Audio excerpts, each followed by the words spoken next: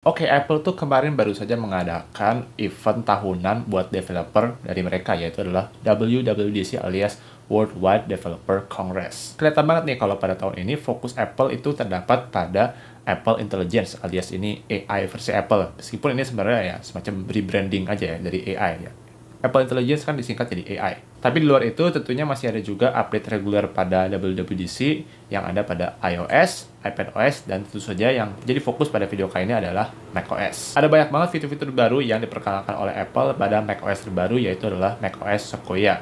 Tapi pada video kali ini saya akan fokus pada 5 fitur favorit saya yang bikin saya mikir-mikir kayaknya kalau saya pakai macOS lagi oke deh. Oke, fitur pertama ini adalah fitur yang paling banyak mendapat perhatian pada event kali ini, yaitu adalah iPhone Mirroring. Jadi pada intinya, iPhone Mirroring itu membuat kita bisa menggunakan iPhone kita dengan menggunakan Mac. Jadi kita bisa swipe kanan kiri, buka sosmed, kemudian juga karena ini bagian dari fitur continuity-nya Apple, kita juga bisa drag and drop file. Bahkan kita juga bisa menerima notifikasi dari iPhone, dan begitu diklik notifikasinya, kita akan membuka aplikasi tersebut di iPhone yang tampilannya ada pada macOS. Nggak cuma itu, kalau memang aplikasi itu memutar audio, kita akan bisa mendengar suaranya. Fitur seperti ini sebenarnya sudah cukup lama ada di Android ya. Saya itu pakai Samsung dan sudah ada fitur ini dari Samsung sejak lama.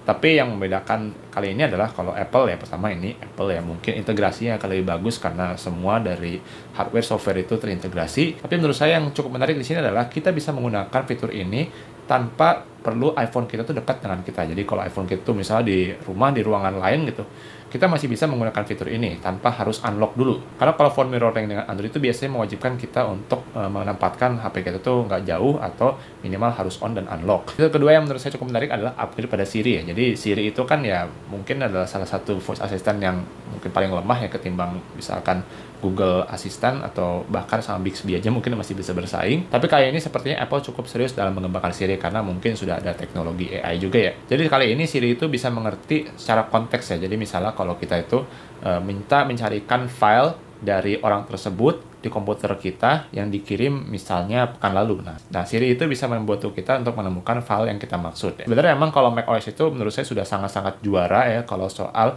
mencari file ya, dimana kita pakai Spotlight itu mencet command spacebar. Dan dulu kita bisa mencari file-file di Mac itu bahkan sampai mencari kata-kata yang ada dalam beberapa file yang ada di Mac kita. Nah, dengan fitur ini sepertinya fungsionalitas search pada Mac itu akan semakin baik lagi. Fitur ketiga adalah writing tools. Kalau Anda itu adalah penulis atau sebagian besar dari pekerjaan Anda adalah penulis, fitur terbaru dari Apple Intelligence ini bisa jadi sangat menarik buat Anda. Dan mungkin bisa membuat MacBook itu menjadi laptop terbaik buat Anda. MacBook sendiri itu pada umumnya memang sudah terkenal sebagai laptop yang sangat-sangat populer di kalangan penulis karena ya layarnya itu enak dipandang, kemudian juga keyboardnya cocok buat nulis cepat, desainnya bagus dan nggak terlalu berat, battery life-nya juga panjang banget. Fitur terbaru yang ditawarkan oleh Apple Intelligence di macOS Sequoia ini bisa membuat tulisan-tulisan Anda itu diganti tone-nya menjadi misalnya lebih friendly, lebih profesional, atau mungkin lebih ringkas. Selain itu, kalau Anda sudah punya tulisan atau mungkin ada tulisan lain, Apple Intelligence juga bisa membantu Anda untuk merangkum tulisan tersebut.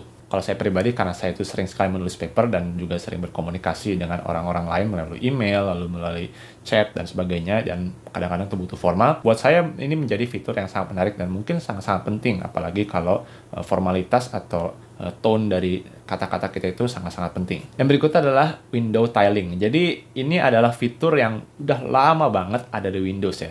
Tapi akhirnya Apple itu menyematkan window tiling di mana kita bisa klik satu window, habis itu geser ke kiri, geser ke kanan supaya otomatis menjadi satu tile tertentu ya. Misalnya rapat kiri, rapat kanan, atau jadi 4 kuadran. Sekarang menjadi fitur yang built-in di Mac ya. Memang sih dari dulu sudah ada aplikasi third party yang punya fungsi yang sama. Tapi kalau buat saya sih biasanya yang free itu karena agak-agak bagi, sementara saya nggak pengen beli yang berbayar ya. Karena ini kan fungsi yang sangat-sangat dasar. Kenapa saya harus bayar untuk fungsi yang sangat mendasar, apalagi di Windows sudah free. Jadi meskipun ini mungkin agak terdengar aneh ya, saya sih sangat apresiasi kalau Apple akhirnya memberikan fitur ini. Dan yang terakhir adalah soal gaming ya. Jadi memang sih belakangan itu Apple tuh sedang nge-push gaming di macOS ya. Karena kalau di keynote sebelumnya, tahun-tahun sebelumnya itu sudah diperkenalkan kalau ada Resident Evil, kemudian ada Death Stranding. Itu adalah game-game AAA zaman sekarang yang sudah ada di macOS. Bahkan game yang menang award seperti Baldur's Gate 3 juga sudah ada di macOS, itu yang lalu-lalu. Dan dalam keynote ini Apple juga masih nge-push nih kalau akan ada lebih banyak lagi game AAA yang akan masuk ke macOS ya. Saya sebenarnya nggak terlalu memperhatikan ini, tapi begitu saya lihat di backgroundnya itu ada Wuthering Waves ya, ini mungkin salah satu game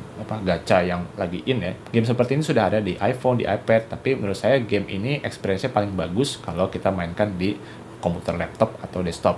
Oke, di luar itu masih ada beberapa fitur menarik lagi. Salah satunya adalah seperti built-in background blur ya pada kamera FaceTime. Jadi kalau Anda itu pengen background blur pada video Anda nggak harus mengandalkan background blur yang ada pada Zoom ya. Mungkin itu biasanya sih nggak terlalu rapi dan juga mungkin lebih boros baterai. Sekarang Apple ngasih alternatif dengan background blur yang built-in pada FaceTime. Ini karena kalau built-in artinya Apple bisa menggunakan hardware dan software yang sudah ada di Mac, sehingga hasilnya bisa lebih maksimal dan mungkin juga bisa lebih hemat daya dalam prosesnya. Selain itu, ada beberapa update yang bisa dibilang minor ya, seperti misalnya update juga pada Safari, upgrade juga pada Reader. Menurut saya ini cukup menarik karena Reader itu sekarang bisa ngasih rangkuman tentang apa isi dari dokumen yang akan kita baca. Kita dapat juga image generation yang sederhana. Kita juga akan dapat Math Notes. Ini menurut saya juga cukup menarik karena bisa bikin catatan-catatan matematis. Dengan Math Notes ini kita bisa dapat jawabannya. Oke, demikian aja video dari saya. Mudah-mudahan bermanfaat. Apakah Anda tertarik untuk pindah ke macOS gara-gara fitur-fitur terbaru ini? Nah, silahkan tinggalkan di kolom komentar. Saya Jun dan terima kasih telah menonton.